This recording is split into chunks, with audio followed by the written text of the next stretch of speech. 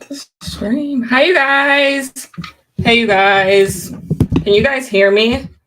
Let me know if you can hear me. Goodness gracious. Let me know if you can hear me.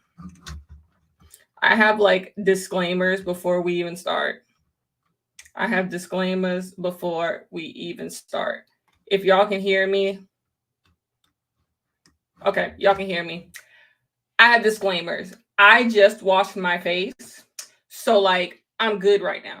I'm good right now. But I promise you, at some point in this live, I'm going to start peeling. And I'm not talking about a little bit of peel. Hopefully, I don't. Hopefully, I can make it through this live and I do not start peeling. But my dumbass decided to get a chemical peel on Thursday. And like, these are the days where you really start peeling. So, if y'all just start seeing my skin look like it's melting off my face, because literally, if y'all could have seen me just 10 minutes ago, I look crazy and it's going to start looking crazy. I am just going to hope it does not start looking crazy while this live is still going, because I promise you, act like you don't see nothing. If you see my skin falling off my face, no, you don't. No, you don't. So I am just, it's been rough. It has been rough, but I'm trying my best this year to get the lives done during the month that the book is, so we can just move on to the next book. So I'm here today. I am happy to be here today. I read the entire book yesterday. I've been on this reading kick. Like, I'll wait for a few people to filter in so I'll get my thoughts out a little bit. I've been on a reading kick. I've been like reading whole books in one day. I'm currently reading Vladimir, and like I plan on finishing this whole book today. I've just been on this kick where I'll just like turn on a television show and just sit on my couch and read all day long. Like, I split it up in between hours. Like, I've been just on a kick because I'm thinking to myself, all the little like books that are less than 300 pages on my bookshelf, I can read those in a day. Like, I don't have to be like, oh, when am I going to get to? I can read those in one full day. And so that's what I should be doing. And so like, that's why I've been on this kick. So all yesterday I read the book club pick and I'm feeling good. I don't know what it is about the new year. I ended last year not really loving reading. You know, I wasn't really loving my time reading, but something about January, something about the beginning of the year, because my reading year started good in 2022 too, but 2023 has started off with a bang for me. I just really enjoyed reading. Everything hasn't been great. I DNF 2 books this month, but I've just been enjoying reading new stories. So I've been in a groove and I can't go nowhere because my face looks crazy. So it's just been a whole thing, but I read the entire book. Okay, so let's start.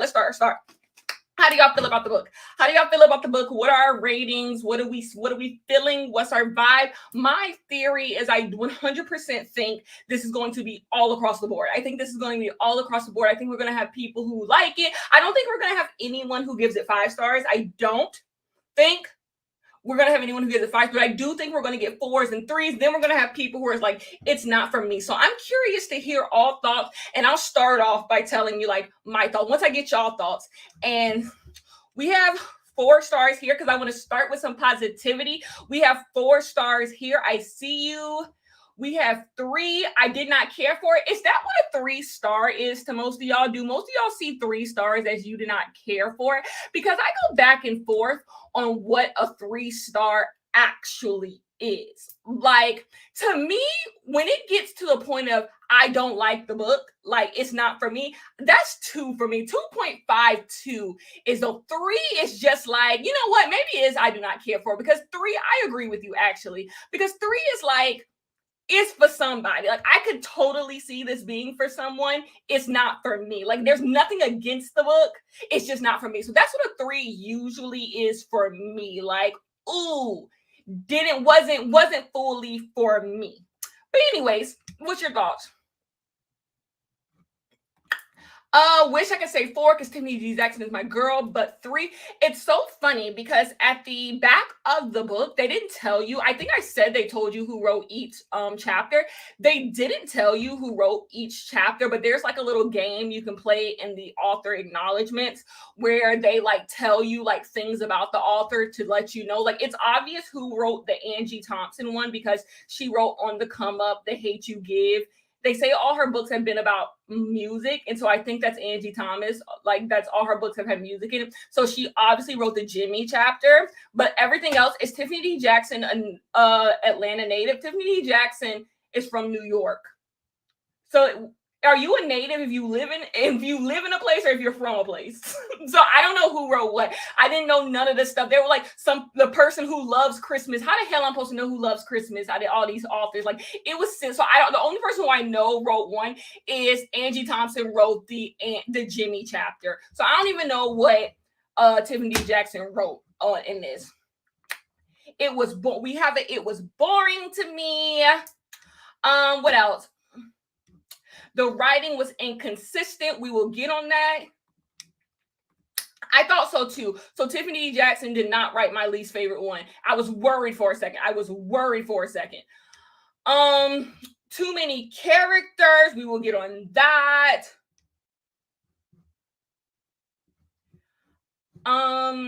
We do have that. We have, who is that? That's Max and Ava, Mason and Ava. We do have them. Stevie and Sola were so dramatic. We do have that. Jimmy's character. Yeah, we're going to do a whole breakdown on what I thought of everyone's POV chapters and every single thing. So I'm going to just get the elephant out of the room on what I give this book. Y'all strict. Y'all are strict. I'm giving this book 4.5 stars. Y'all are strict. I really enjoyed this. I enjoyed it so much. Maybe it's because I read it all in one day, but after I was done reading it, I wanted like to be with some of these characters longer. Like, some of these characters, I wanted full-length stories from. Like, some of these characters, I wanted to go back and revisit. Like, I kind of missed my boys and girls. Like, I kind of missed them. I thought this book was really, really cute. Like, I'm not even gonna, I do 100% have my gripes with it, and I'm probably gonna get those out of the way first. But I have way more things I loved about this than I have than things I really disliked about it. I'm gonna be totally honest with you. I went into this book literally expecting to dislike it, because I remember when they put out Blackout, and Kayla from Books and Lala, the booktuber, she didn't like Blackout, and she's the only person I knew who read Blackout, like from a content perspective. So I was just like, it made me, I own Blackout, but I never got to it, because once I hear one person don't like something, you know, I'm easily influenced. And so I was just like, so I was worried about making this a book club pick, but I didn't know if I was going to do something for January. So I thought, let me do something fun, let me do something light and something quick. And so I chose this fully expecting to feel blasé about it, like just like nothing about it. But reading it I read this entire book in like two sittings. I only took a break for lunch. So maybe it's because it just didn't take up a lot of my life, but I enjoyed every single story except like one. I really, really liked it. I really, really did. I know y'all dragging. Yes, you guys, I almost gave it a 5, but I just have some things that really, really bothered me. So I can't give it a 5, because there's things I would take away. But when I log this on Goodreads after this live, I'm giving it a 4. I'm giving it a 4, honestly. Like, I really like the things that I have wrong with this book don't even compare to all the things I like about this book. I think my issues with this book is something I would always have an issue with a book written by 6 people. So I liked it. And the things that I really liked about this book, I really liked about this book. I am going to get on Blackout. So during Black History Month, I only read Black authors. So there's no reason why I shouldn't be able to read Blackout next month. Because once this hit for me, I was totally here for it. Thank you, twin. Thank you, twin. I'm sorry. Like, I just don't see what about it was just like really, really like terrible. I could totally see the people who give it a 3, because to me, a 3 falls into like, it's just not for me. Like, I get it. Everyone does not like YA, like Black YA, like I like YA. So you would never be able to really appreciate a book like this. So like, I totally get that. But like, just on the idea, like, if this is your thing, it was good. Like, I'm so sorry for it. I think the reason why it probably couldn't never be a 5, it's not that complex. It's not that complex of a book. It's not that ambitious of a book, except for the fact that 6 people are writing one book that's only 291 pages. But other than that, like, I just don't see as many glaring flaws as others. Like, I see it not being for you, but just glaring flaws, I do not see it. Now, I do want to say, I think, okay, so I first was not in it. Let me explain to you my journey with this book. At first, I was just like, what's going on? Like, I feel like people are far too invested in these two people's lives, Sola and Stevie. I was like, these people are too, like, once they went to the airport and brothers-in-laws were involved and sisters who are off in DC at Howard and involved, I'm like, y'all care too much. But then I looked at the cover, and the cover looks like a snow globe. The cover looks like a snow globe. And I realized what all of them were trying to do. It's this book where everyone is on, they tried to turn Atlanta into like this small town where like everyone is connected and everyone cares so deeply. They tried to turn Atlanta for these 48 hours into this, or 24 hours into this snow globe type town. I saw it as almost a love letter to Atlanta, a love letter to like kids in Atlanta, Black people in Atlanta, because Atlanta is, I didn't grow up in Atlanta, so I don't know, but when I meet people who grew up in Atlanta, they are kind of connected on that way. And it really hit home for me when Jordan and Omari were in the car and they knew the rapper who was playing on the radio. That's when it really hit me what this book was trying to do. It's like, it's trying to make everything super connected, like in a snow globe. It's trying to turn Atlanta into this like snow globe town. Think Gilmore Girls, where like everyone just cares really deeply about everyone and everyone is affected in every single way. I loved everyone running into one another. I love Mason and Omari being brothers. I loved Ava and Stevie being cousins. I loved Ava working with Stevie's mom. I just love, the rapper connection. I loved once everything gelled into place and I saw what this book was trying to do, I thought it was so cute. I just thought the idea was so damn cute. I love the diversity, and it didn't feel like diversity for diversity's sake. I love the fact that these kids, this book is dedicated, the dedication is to Black kids everywhere. Your joy, your love warm the hearts of the world. We still see you. And like that's exactly what it is. It's a love story about Black kids growing up in Atlanta. Black kids and Black love is often forgotten, and people don't really write stories about little Black kids and the little things that they go through. So the 6 of these women coming together and just highlighting this one small little, they broke up over the dumbest thing, but turning it into something big and having everyone care about it. It's 100% a concept book. It's 100% a concept book, and you don't see it in that way. You can see it as being very like trivial, see it as being like kind of stupid. But I think if you see it as just high concept, this idea of a snow globe and how we all affect one another and how we all can change each other's day, then I think maybe you could see it a little bit differently. Am I wrong? Am I wrong? Am I wrong?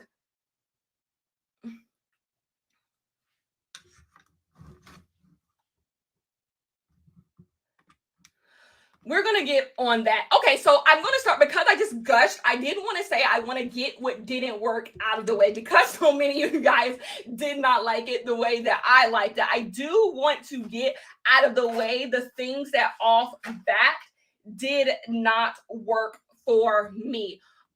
It's choppy. The writing of this is really, really choppy, and there was often times where you could tell multiple people were writing this book. Multiple people, like the editing, it doesn't flow really well. Sometimes you'll be reading a chapter and like you'll get a flashback or something, or a character will start talking, And it's really hard to understand what just happened in the book. Like, I don't know if you guys read it physically, like I read it physically, but it can be hard to follow sometimes jumps in times that this book is trying to do, or just when people are talking, it can be hard to see what relation people have to each other. And a big one that I noticed was when Stevie was in that Christmas themed Uber, and all of a sudden she jumped to that like summer camp she went to. All of a sudden I was like, whoa, who the fuck is? So I thought like it took me a while to realize she wasn't talking to the Uber driver. I was just like, what the hell just happened? Did she get out of the Uber? Like, what the hell is going on? Like that, like there was just weird moments like that where I just don't think things flowed the way they needed to. But I like the book. So once I did get my footing, I was able to see what was happening. Another thing Kenya did not like, there are far too many characters. I don't think there's far too many characters in terms of people who have chapters. There's far too many people in the chapters. Like, it's really hard to understand the relation that some people have, like I said, to one another. It's hard to see what happened with who's connected with what, because there's just a lot of shit going on in these small little chapters. There's a lot of stuff going on and there's a lot of people inside of them, and oftentimes not to be all over the place. So another thing would happen was they would talk about someone you hadn't met yet. And you, in my head, I would think we had met the person. I just totally forgot who they were. So I would go back in the book and realize, who the hell are they talking about?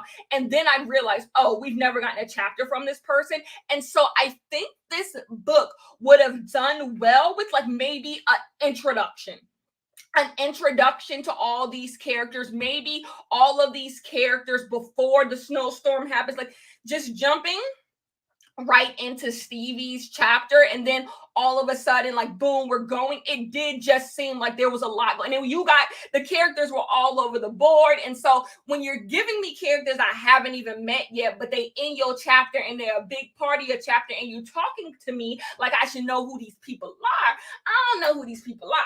I don't know. And so I'm looking confused. Like, for you guys, Ava's the person we got last, right? Ava was mentioned like earlier. I said, who the hell is Ava? Who the hell is Ava? And I looked all the way through the book to see when Ava. And then I'm like, okay, maybe we ain't got the Ava chapter yet. And we didn't get the Ava chapter yet. But they brought up Ava sometime. And I was like, did I fucking forget who the hell Ava was? Like, ooh, that didn't work. The next thing that did not work for me, and then I'm going to get to comments. The next thing that did not work for me, the text messages, which is like really a drag, because my favorite thing in books is text messages. I love when books include text messages. I like them to be stylized and everything in the book. Like, I love text messages in books, but I just felt like the text messages in this book just weren't needed. It just felt like garnish put on top that was just like, get the parsley off the plate. Get the parsley off the plate. Like, it just didn't add anything to it. Like, it just distracted from like what was really going on in the book. And I just feel like when you add text messages to a book, it can really bring a book to life. It can really tell you stuff about the characters. But like I said before, we're getting text messages from people we don't know. We're getting text messages from people we don't know. So I'm sitting here and I'm just like, I don't know these people. The text messages didn't get kind of interesting until I already knew some people's backstory. So when Stevie is all of a sudden like, we canceling the Christmas plans, like I gotta come up with new midnight plans. I'm like, who the fuck is these people? Who the hell is these people you talking to? And so, like, once again, this could have just done better with the introduction chapter. That brings me to the next thing. They should have told us earlier on that Stevie was planning something beforehand, and then look, this book needed 40 more pages. Let's stay with me. This book needed 40 more pages, because they should have explained to us that Stevie was planning something before, and then she was doing something else. Because all of a sudden being like, so we not doing this no more, we not doing this, and you as the reader sitting there like, what we not doing no more? What we not doing no more? I don't know. A lot of things at the beginning were left to like, we'll tell you soon, and it's like, baby, it ain't that deep. You can tell me now. Like, you can tell me now. Like, it just ain't that serious. And I think you should tell me now before I just, divest from everything going on. So those are my main gripes. Tell me y'all main gripes. Those are my main gripes.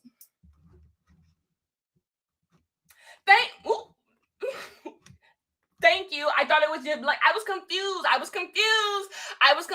of a sudden, the girls are in a group chat chit-chatting, and I'm just like, who the hell are these people? Like, when all of a sudden she's talking with the person at Mercedes-Benz Stadium, I'm like, what the fuck? I'm gonna try not to curse. This is a YA book. But I was like, what in the hell? Like, who are these people? Like, I just think a little bit of stuff needed to be explained. I didn't mind the saving of the Stevie and Sola, like what was going on there. I didn't mind saving that, of what happened with that. But I do think something y'all should have told us something that was going on, and how all these people was connected in some way, and that all y'all been coming together to plan something for Sola, because it did look a little bit like, why are y'all all doing a goddamn lot? Y'all doing a goddamn lot. What else?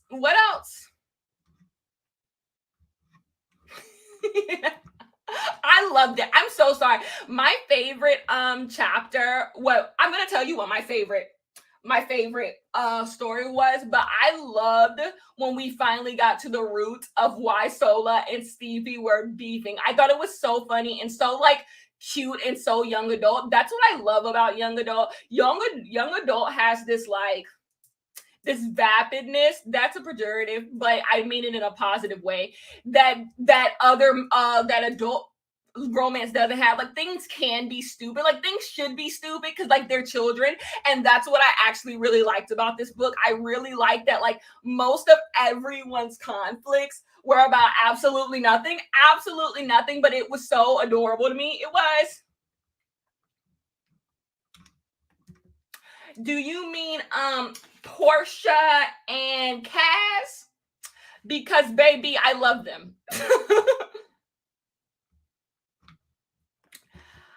I just think it's really hard. A book like this is really hard because you're starting off with two people who are not together, like who are in the middle of a fight. So you already come in like, oh, these people beef it. So when a book wants you to go on the journey of a couple you don't know because there's no backstory, and then they already on the outs, it's just really hard to get invested. And they're giving us flashbacks throughout, and I thought those flashbacks were really good, but you already showed us so much negative. And I think what really for me saves Stevie and Sola as a couple is Sola's first solo chapter.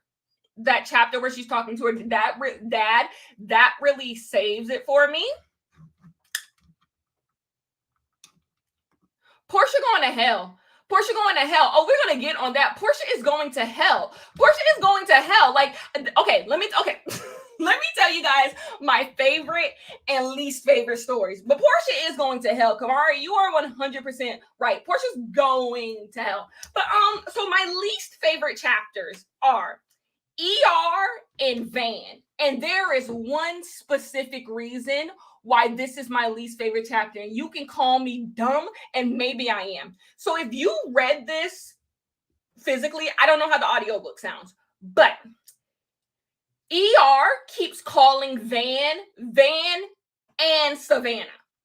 I thought those were two different people. You guys, it wasn't until like too far in the chapter did I realize there were not three people walking around that goddamn airport together. I thought ER was pissed off at Savannah and was having a little fling on the side with Van, and then there was a boy she met this summer, and that's who she was talking. I thought it was like I'm a 3-timing story, and it wasn't until they were talking about she was about to leave to go meet up with the brother-in-law and it cleared something happened, and it cleared up that those two people were not the exact. I was just like, what, you're talking about the exact same person? That chapter is so confusing to me. It's so choppy to me. It's so confusing to me. And also, for this to be a love story, I wasn't sold at the end. Like, all of a sudden, ER was like,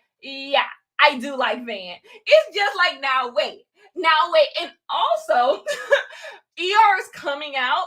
The idea that ER doesn't want to come out because they're afraid that their parents are not going to want two gay children.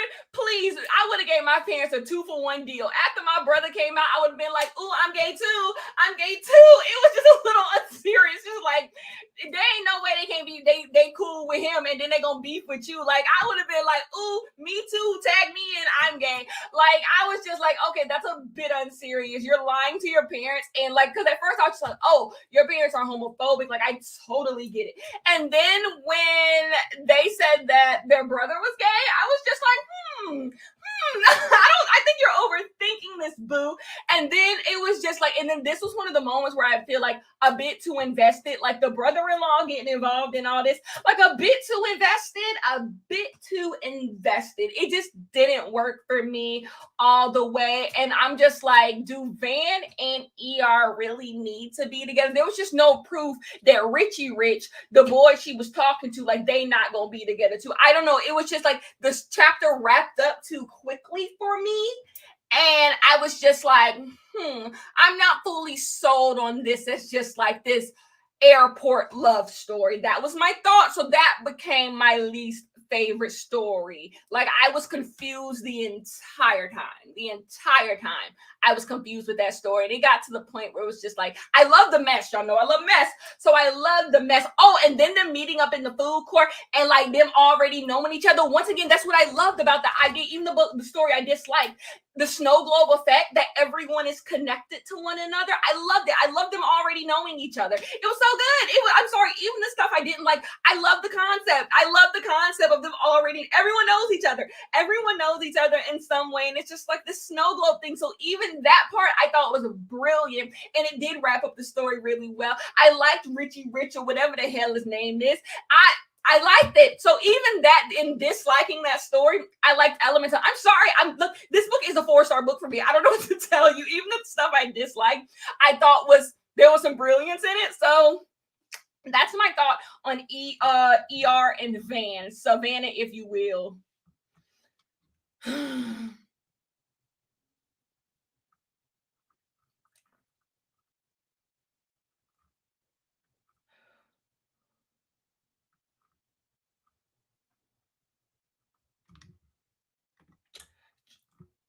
And then I think they should have like explained that her even dating the guy was just because she felt like she had to conform to like heteronormativity.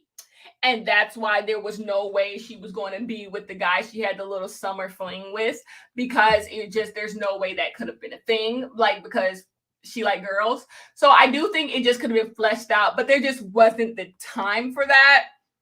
But that's my thought.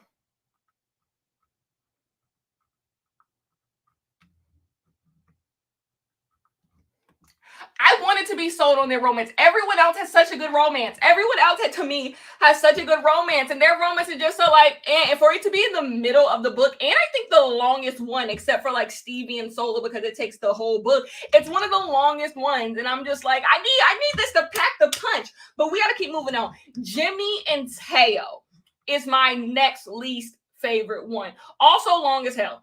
I think the biggest issue with this is Jimmy as a character, and I don't like stories about music. I keep trying to force the issue. Like, I keep trying to tell myself, Kenya, you are eventually going to love books about musicians and people playing music and how music changes people's lives and how music brings people together, and it never hits. It never hits home for me. I don't care about you and your guitar. I don't care. This story was so boring to me. It was so the only thing that I liked about this story, their kiss was really, really cute. Their kiss was really, really cute, and it kept me there a little bit. Like, at the end, I was just like, y'all cute or whatever. But to get to that point, I didn't know what the fuck Jimmy was doing. I didn't know what the fuck Jimmy was even doing at the Fox Theater, because Jimmy was not at Mercedes-Benz. Jimmy was at Fox Theater doing something, and I'm not quite sure what that was. Someone explained in the comments why she was at Fox Theater. I don't know. I don't know what Jimmy was doing out there. I don't know what the plan was for Jimmy out there, but that one just was a little boring to me. Boring to me. I did like the ending, and I did see them as a couple. I love her running into the rapper. Once again, concept. I love the idea of everyone running into each other. By the way, if anyone says, why would anyone be out and about during a snowstorm? You have never met anyone from the South. You have never met people from the South. People from the South decide to run every errand they have to when it's the middle of a winter storm. Like, are you serious? Like, this is so Atlanta. This is so Atlanta. There's a reason why they were talking about in 2014 when people had to sleep in their cars and sleep at school because that snowstorm came through the South and it hit Atlanta really bad. Because people in the South, like, they don't believe things are actually going to happen, and they 100% will be out and about during a snowstorm. And then another thing I like concept, because at first it didn't hit me as well, the stuff in the sky, everyone noticing the stuff in the sky. Like, I'm sorry, this was high concept. It was cute. It was cute. But Jimmy and Teo, all I got for them is they kiss. All I got for them is they kiss. I don't got nothing more than that. The kiss was cute. Like, ew. Like, ew. The minute people start dedicating lyrics and songs together, and then if you make me sit through the song, it makes me want to vomit. Like, I hate stuff about music. Like, no, chop it. And rude. Itchy Jimmy was a rude too, and rude. Like, no.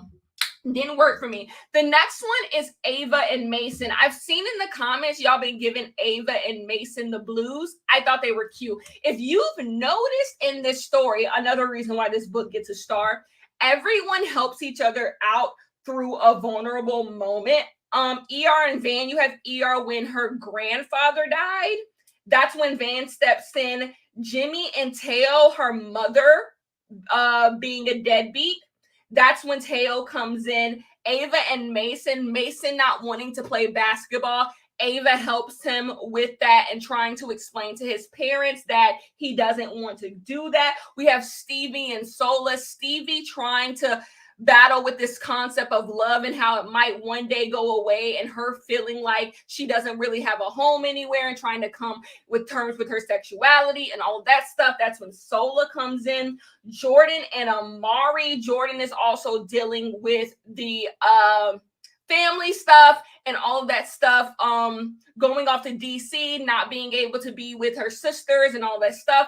Amari helps with that. And Kaz and Portia. Kaz moved to town. He was the only Muslim in town, and Portia steps in and kind of helps him navigate that and helps him have friends when he moves to Atlanta, and people like, you know, all of that. That's what I really, really loved. I loved how everyone's most vulnerable moments, someone else was there to help them. And it showed the power of even in why young romances are important. A lot of times people say, not to get into my think piece bag, but a lot of people get on people who say that they wish they had romantic partners when they were in high school or middle school and stuff. And people always say, like, you ain't missed out on nothing, girl. You ain't missed out on nothing, girl. Like, you upset you didn't get to date. And like the people who didn't get to date people in high school are often like, okay, like, I guess my feelings are invalidated. And what this book shows is that those romantic relationships that children are able to have do help people. Like, no, they might not last the rest of your life, but it does show that those romantic partners could be the first time you feel seen, you feel like you're accepted by someone, and that does matter. Everyone who desires it should have those moments when they're a child to feel like outside of their family they're wanted by someone, and that helps propel them through life. I think it helps set people up to have standards and self-respect when they get into the real world because someone accepted them as them. And I think that's what this book also does a really good job at showing. Is this Tiffany's chapter? Is Tiffany's chapter Jordan's, or is Tiffany's chapter Jimmy's? Which one is Tiffany's chapter? I have no clue whose chapter. I'm told you. The little riddle they gave in the back to break down all these stuff, I ain't had time for that. I would have been on Google all night trying to figure out who wrote each of these with the little riddles they gave. Like, I don't know. We're gonna move on to so Ava and Mason with that. I thought Ava and Mason were cute. Y'all gave Ava and Mason the blues, but I genuinely thought that Ava and Mason were cute. I thought they were cute. They were a cute little couple in that little aquarium. And I love the fact that they were going back and forth in the chapter on who broke up with who and this idea of like, will they be together after they go off to college? I thought it was a cute, nice little young adult chapter. I love the dealing with the stuff with the parents. I thought Ava and Mason were cute. I think it worked. It's right in the middle, right where it belongs. The next one is Stevie and Sola all together. That's my next least favorite one. Stevie and Sola. Sola's solo chapter where Sola is talking about what happened. Let's get into what happened. I'm gonna just tell y'all. Stevie was wrong as hell. Stevie came in that house mad as hell. She came into that dinner mad as hell, acting a fucking buffoon. She came into that dinner and showed her whole ass because I thought like Sola was upset that just like Stevie was sitting there being like, only caring about her experiment. And I'm just like, okay, like I can relate to that. Sometimes I get into like my mode where I only care about my own stuff and I don't care what nobody else got going on with that. And that's all I care about. So I'm like, I kind of relate to Stevie, but no, when Sola told us the realty, she walked into that Nigerian household and started to show her goddamn ass. No wonder Sola ain't want shit to do with her. She came in there half dressed, still wearing the stuff that she was wearing from the lab. And then y'all, she was high out of her mind. She was high out of her mind. And I think it's so hilarious that this book kind of glosses over that she is high as a kite. Like that this little girl is high as a kite. Is high as a kite at these people's house. And then she goes and sits at their table and interrogates them over the dumbest stuff. When she tried to correct the Nigerian family on their own, like, Nigerian language, I said, when the mama told her to get out the house, I said, yeah, it's time for you to go, Stevie. It's time for you to go, Miss Ma'am. It's time for you to go. Like, you're doing a lot. And Sola had every right to dump them. What? And then left and ran into the mailbox.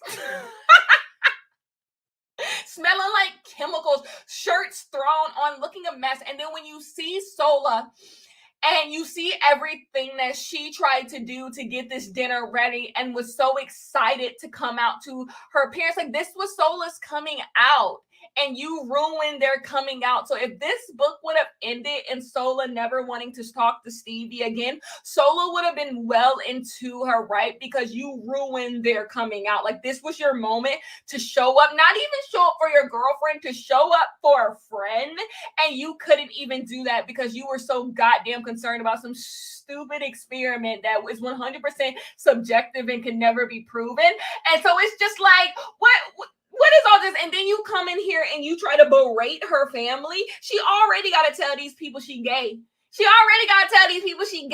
And you already gonna set her 10 points behind from the start? No, Stevie was out of her goddamn mind. But I did like Sola's chapter. So much. And then I love Stevie explaining the whole like how Stevie got grounded thing. Because you want to know what? Never did I actually question why Stevie was grounded. It wasn't until Stevie told us why they were grounded did I be like, oh yeah, Stevie, what are you grounded for? Girl, for being high, driving under the influence is why she's grounded. I just thought overall, like, yes, it was cheesy, and yes, it was like, not all that deep, but overall, I thought Stevie and Sola were cute. Like, I thought it was cute. I thought it was innocent. I mean, it wasn't innocent because acting a fucking fool, but it was cute. Like, just nasty. My first notes that I ever took for this book, I was like, Stevie's fucking nasty. Like, Sola is like a hopeless romantic. It's like that person who knows you like something and like constantly goes out of their way to say how bad something is. It's that friend who know you like Beyonce and like constantly goes out of their way to like say negative stuff about Beyonce, and you just like, you're only saying this because you know I like Beyonce. Like you being fucking nasty. And like that's what she was doing with that project. Like, you're doing this because you know I'm a hopeless romantic. Like, what are you getting? Like, it's giving bullying. It's giving a little bullying. It's giving tormenting. Like, what are you trying to do here? Like, what's going on, Stevie? If Solo what?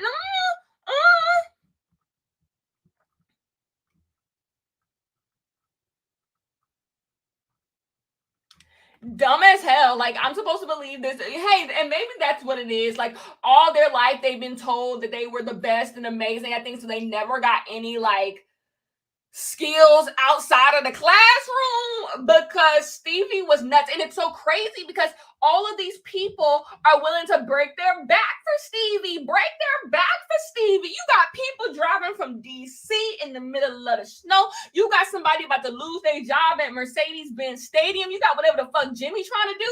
You got all these people trying to do all this stuff for you, and you're mean. You're really, really mean. So yeah, Stevie has some character flaws that we deeply have to work on. Not on, first of all, y'all, I'm scary. Like, my parents scared the hell out of me back when I was a kid. So to know that I broke out of the house, broke into their stuff, got in the Uber in the middle of the snowstorm, and you got the feds saying that there's UFOs in the sky and it's really my shit. Stevie was bad as hell. We have officially bad as hell alert. Like, I'm sorry, bad as hell alert. She's bad as hell. Stevie is bad. Her parents give her too much grace. Bad. I really, really love Sola's relationship with her dad. I really love that in the relationship Sola has with her family, the stuff with the sister.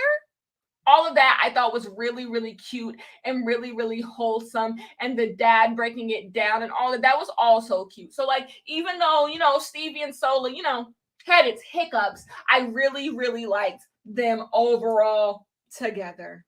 Next, we have my top two stories that I could 100% be full-blown books to me. Could be full-blown books to me. We have Jordan and Amari. Oh my gosh. So when we got to this chapter, I was like, boo, throwing tomatoes. Like, I wasn't really feeling it. Like, we was in a car, like, whatever. But then when, okay, close proximity, like, I say all the things I say about tropes, but at the end of the day, there are just some tropes that are going to get me every single time. And two people in a car together that's not moving is going to get me every single time. I hate road trip books.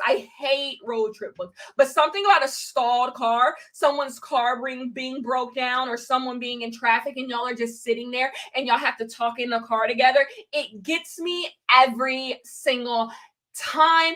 And them being in the car and him changing the station, and then we get a flashback to before they went off to college, and Amari and her are like, they want to go to Howard together, because one thing I love the best friends to lovers trope, but more than I love the best friends to lovers trope, I love best friends who end up like not disliking each other, because I hate when anyone hates each other. Like, it'll never work for me. But when like they just fall out for whatever reason, it's just a little fallout. Like, they just don't talk anymore, and then they end up back like together and having to work. I love it. I love like friends who have lost touch and have to come back together. Then they realize they like each other. Like, this story was just hitting on all the beats for me. Like, I was eating it up. Like, I'm so sorry. This story alone took this past 3 stars for me. I'm so sorry. The fact that this had this story in it, this story was better than half the stories I read last year. Like, in full, half the books I read in full, this story was better than. Like, it just hit all the beats for me. But then you get the flashbacks of them trying to figure out if they're going to go to Howard together. They realize they're going to Howard together, and they kiss. And then when she's telling him about the stuff with the mom, and then when they're in the back of the car, when Omari's like, let me read the text messages, and he was like, do you trust me? Like, oh my God. She's like, why would I not trust you? And it was like, because the kiss, I thought you regretted kissing me. I thought when you said sorry, you didn't like me. And then all of a sudden they kiss again. Like, oh, brilliant. Whoever wrote this one, do not know. Whoever wrote this one, like, was in their bag, like clocked in, keyboards clicking. Like, this was like brilliant. Absolutely brilliant. I loved it all. Oh my gosh, when they go to get the jumper cables, and they run into the guy and he calls her his girl, like, I'm here with my girl. I'm gushing. Like, now I'm gushing. I'm in gushing territory. It worked. The dialogue worked. It was all so good. And then, just in case Kenya wasn't already loving it, we drop a Beyonce reference in there because, of course, like, it just all came together with, I just thought it was good. I just really, really thought it was good. Best story, not best story. We still have one more story that I like the most. But amazing.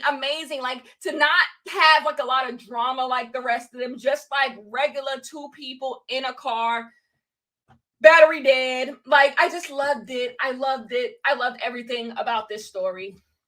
The snowball fight. It's just so cute. It's just all so cute. Them getting a ride together. Tiffany D. Jackson wrote this chapter. Of course she did. If she did, of course she did. Because that's a mother. Like, please respect the mother when you see her. Like, if she wrote this chapter, of course she did. For Black History Month, all my videos are going to be about Black people, so white people to the back next month. But all my videos next month are going to be about Black people, and I'm doing a Tiffany D. Jackson deep dive, like how I did a Megan Miranda deep dive. I'm trying to do deep dives on a new author every single month, and Tiffany D. Jackson is next month because I have 3 unread Tiffany D. Jackson books, and like, I've never not given the woman 5 stars. So if this is her chapter, that's a mother. Like, I didn't even know it was her chapter, and I was blown away. Like, she gets me. Like, I'm so sorry. Like, there are just some authors that get me, and she gets me. This was just, it was cute. It was brilliant. No more thoughts. No, I had no notes, no thoughts, no nothing. The wanting to be there for your sister, being the oldest sister, and when you have a parent who's a deadbeat and wanting to protect your siblings, but you have younger siblings who haven't really experienced your parent the way you've experienced the parent, and you don't want to take that from them, but you feel protective over them because you're like, you don't know what I went through with this parent. It had the layers that it needed to have, and then the dad calling and the dad jokes and give it everything. But my favorite chapter of the entire book goes to Kaz and Portia. This had drama. This had stakes. This had, crime. It had a race against the clock. It had everything, it had jealousy. It was so good. I think we get the best characters in this chapter. So let me break down Kaz and Portia. Okay, so Kaz's parents had COVID. So they decided to do Ramadan in another month, which, number one, as someone who grew up a Black Muslim, this already hit home for me. And it's so funny because you don't really get Black Muslim representation in books, and this idea of like moving Ramadan. Like, I never really heard anyone like talk about this in a book and being flexible with Ramadan. Like, so I just thought that was like a really brilliant thing to talk about in a book, because a lot of times you get this idea of like this perfect Muslim, and I fast and I do so. Like, I really love the idea of moving Ramadan. I just thought that was really cute. And so they moved Ramadan. So Kaz is hungry down. But Kaz is like, we got to do this stuff for Stevie because they're all in Jack and Jill together. Jack and Jill is like this Black organization, for the bougie Blacks. And so they all know each other from back in the day. So like, we got to do this with Stevie. We're friends. So they decided to go to Lenox. First of all, when they said they walked through the metal detectors at Lenox, it took me the fuck down, because yes, there are metal detectors at Lenox Mall. Like, ghetto down. Metal detectors before you get to the food court. Metal detectors when you walk in. Like, ghetto down. So that was hilarious. The little things they give you about Atlanta throughout all of the story are so funny. And if you live in Atlanta, it's absolutely hilarious. Like, when they had to walk through the metal. But anyway, they're getting a Lego set because Stevie and Sola had this whole thing about Legos, and like, it don't even matter.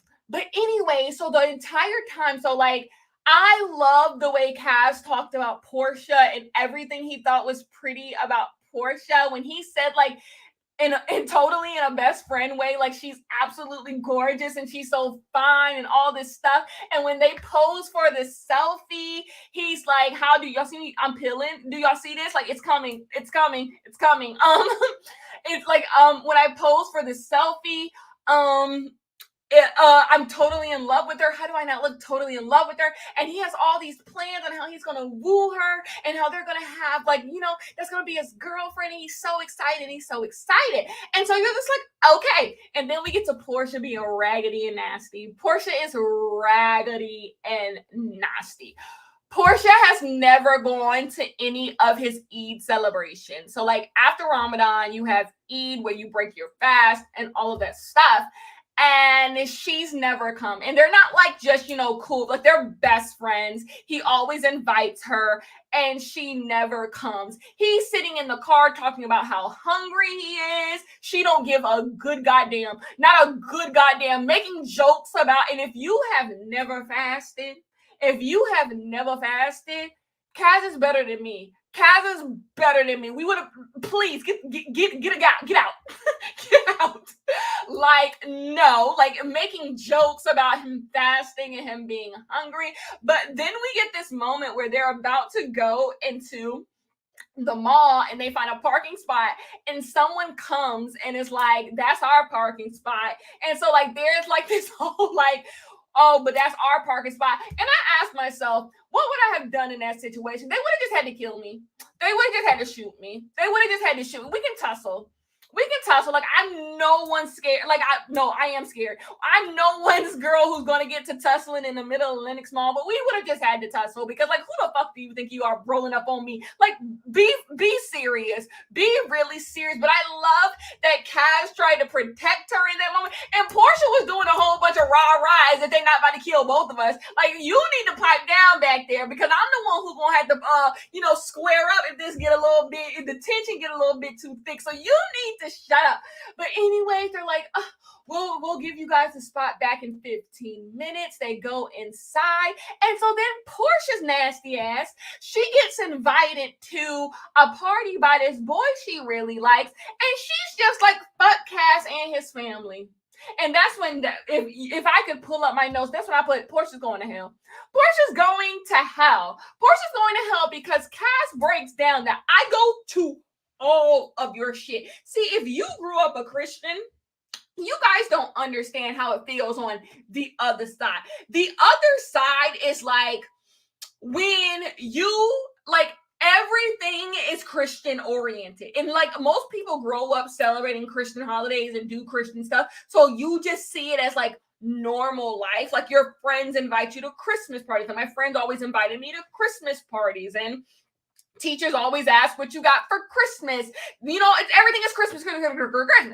And when you don't do that, it feels, as a child, you feel neglected and you want your friends to care that you have holidays that you really like. And it's not like you want what they have. It's just like, I have holidays that I like. It's not like, I live without. My parents get me gifts and we have Eid and we have stuff and you want people to care about that. And so all Cass really wants is for Portia to care, not even in a like relationship sense, in a like care about me as like a friend. And so in front of everyone, Portia just says, I have a party to go to. And I'm going to go.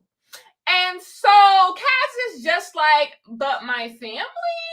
And so like all that happens. But Portia got the nerve to get upset when Cass gets invited out by some grandma and a child. She gets the nerve to get a little territorial, a little jealous. And it's just like, did you not just blow off like me over some little boy in a little Christmas party? We over here looking at clothes so you can go hang out with another boy. But what sent me to the moon is when they get locked in they get stuck in the mall, and she has the nerve to be the one who's upset.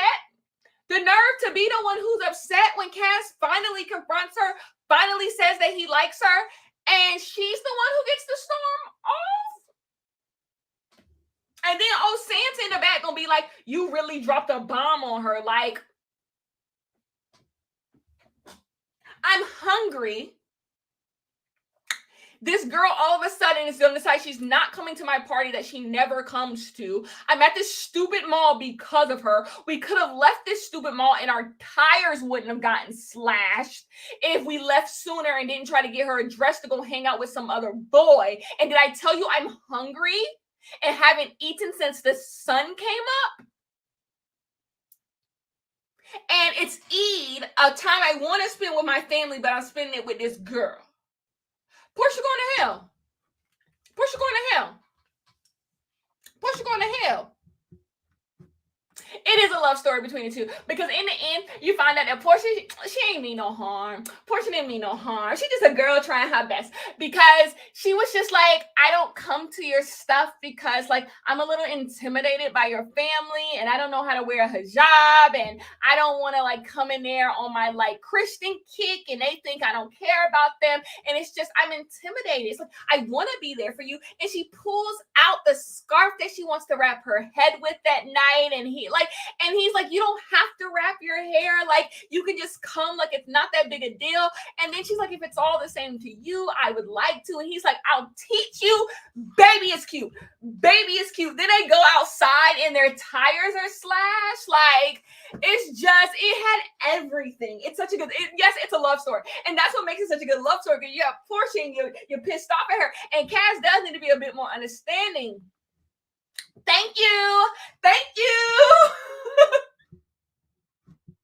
No, but Cass just was in love. He was a boy in love and he just wanted Portia to like him. And I love, another thing I love in tropes, I love when the guy character does stuff just because he like really likes a girl. Like, I don't know, like he would do anything Portia says because he just loves Portia. And I just love the way he talked about Portia. Oh, I loved it. They was on Stevie's ass.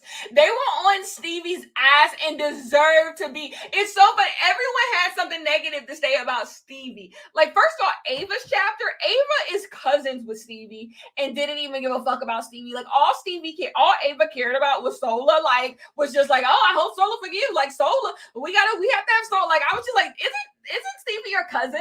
Like, no, they were on Stevie's ass. Everybody was fed up with Stevie's shit. They was like, I hope it works. Like, no one actually thought this shit was going to work. They were just like, because everyone knows that Stevie is absolutely insane.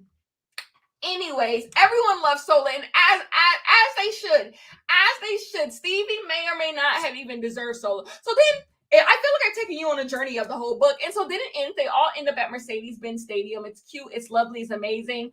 And do they end up at Mercedes-Benz or do they end up? I don't know. They all end up together, and Sola takes Stevie back, and everyone's in love. And I love that Amari and Mason, their brothers, they show back up together. And Jordan's there to see Jimmy, and everyone's connected in some way. And it's so cute. And everyone gets to spend this time together, this snowstorm together. And that's the end of this book.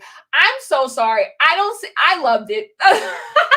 I loved it. This is a book that I probably will return to, like, in future, like, winters. Like, I don't know. I really liked it. I thought this book was really, really cute. I stand alone, and that's fine. That's fine. Anyways, that is going to be I'm pilling. Like, you guys can't see because thank God for, like, terrible camera quality. I am pilling all around here. My forehead is pilling now. I'm pilling over here. It's getting a lot. My face is warm and hot. But anyways, we have Talia Hibbert next month. I am so excited. We have, I always forget the name of the book, and I meant to bring it up here, and I didn't even bring it up here, but Talia Hibbert's new YA book, Unfairly Cute, and a lot of people have already read it, so y'all better be in here next month. I am so excited. Thank you guys for being here today, and I will see you guys next book club. Peace.